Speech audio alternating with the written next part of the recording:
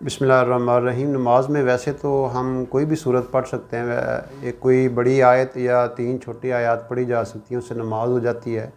लेकिन सुन्नत जो है वो फ़र्ज़ नमाज़ों में जो आप अलैहिस्सलाम से मुख्तलिफ़ रवायात में चीज़ें मिलती हैं, उसमें यह है कि फ़जर और ज़ुहर में जो फ़र्ज़ नमाज़ें हैं फ़जर और ज़ुहर की, उसमें सूरह हुजरात तक सूरह बुरूज पढ़नी चाहिए।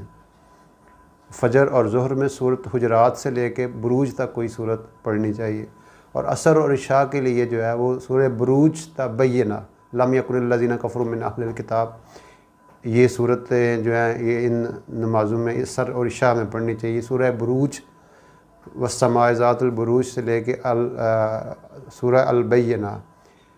और मगरब की नमाज में सूरह बय्यना से लेके लम यकुनिल्लज़ीना कफ़रू मिन अहलिल किताब से लेके सूरत वन्नास तक जो है ये सूरतें पढ़नी चाहिए।